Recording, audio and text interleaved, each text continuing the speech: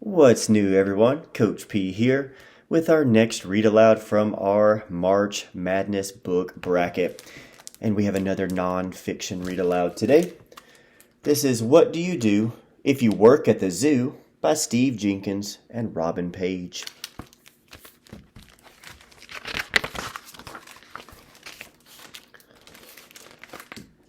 What do you do if you work at the zoo? You'll be a zookeeper, a person who takes care of the animals. You'll feed your animals, of course, and you'll do your best to make sure they stay healthy and safe. But zookeepers also have more unusual responsibilities. You might find yourself playing games with a monkey, imitating a vulture, weighing a snake, even tickling a tapir. Here are a few of the surprising things you might do if you decide to work at the zoo. Cuddle a joey. A mother kangaroo keeps her baby, called a joey, safe in a pouch on her belly. This joey doesn't have a mother, so for the next 6 months you'll carry it in your own pouch made of cloth. Impersonate a vulture.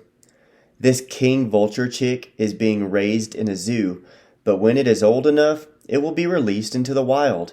To keep it from becoming attached to a human, you should feed it with a hand puppet that looks like an adult vulture. Count a colony. It's important to keep track of all the animals in a zoo. Making a regular count of these Humboldt penguins will ensure that none of them are missing or sick.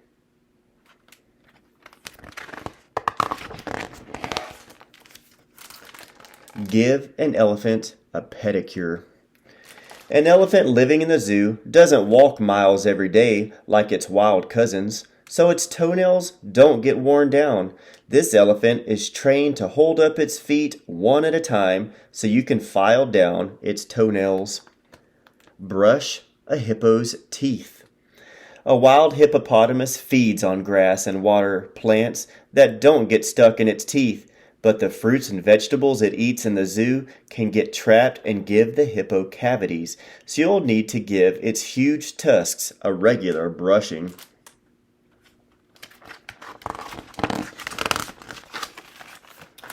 Puzzle a meerkat. Why hide a meerkat's snack? It's not always easy for a wild animal to find food. When you give this meerkat a puzzle, it must figure out which tube has a treat inside. You'll be encouraging its natural behavior. Then warm it up. In Africa, meerkats like to bask in the sun. When it's cold outside, you can help them stay toasty by turning on an infrared heat lamp.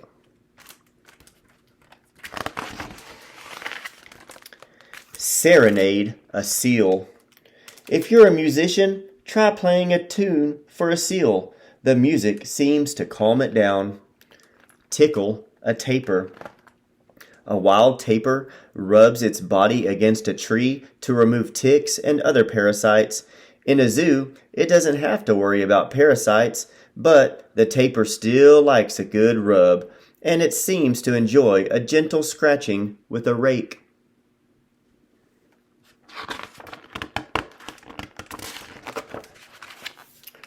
Play ball with a bear. Playtime is an important part of the day for many animals. It keeps them entertained, and it's good exercise. Try tossing a ball to this polar bear. She'll love it, but you might not get your ball back right away.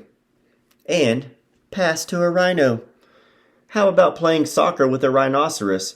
Make the pass, then get out of the way fast.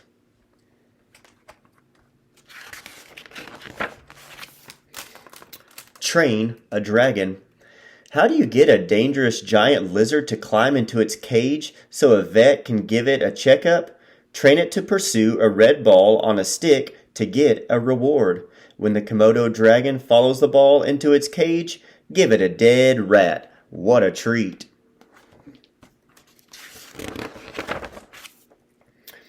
Pick up panda poop. Pandas eat almost nothing but bamboo, and they eat a lot of it, which means They make a lot of poop.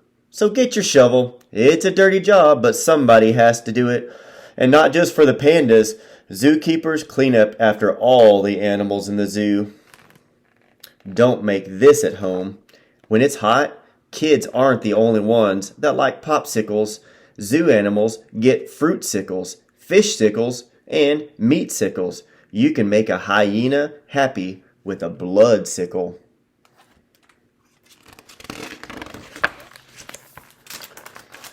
Bottle feed a giraffe. This little giraffe's mother is sick and can't nurse her baby, so you'll need to give the calf a bottle of milk every few hours. It just might decide that you're its mother. Or a manatee. A hurricane separated this baby manatee from its mother. Manatees are mammals, and their young drink milk. You'll be feeding it by hand for the next year or so.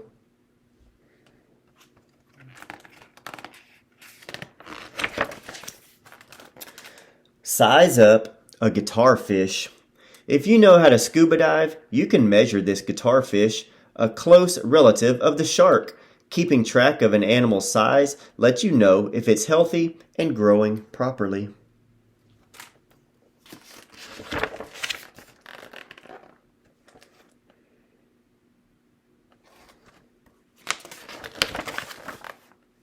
Pick up a python. Keeping track of an animal's weight is one way to make sure it's getting enough food, but to weigh a 350-pound, 160-kilogram snake, you'll need to recruit some friends. Entice an elephant seal. How do you weigh an elephant seal? This enormous animal is happy to flop onto a scale as long as you reward it with lots of yummy raw fish.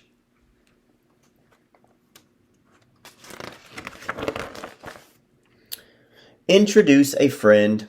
Cheetah cubs usually have several brothers and sisters, but this cheetah was born alone, and it seems to be lonely. Try introducing it to a new playmate, a golden retriever puppy.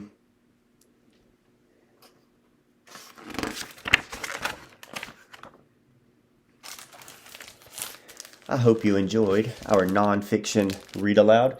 What Do You Do If You Work at the Zoo by Steve Jenkins and Robin Page. I can think of one thing I wouldn't want to do if I worked at the zoo. All right, I'll see you next time.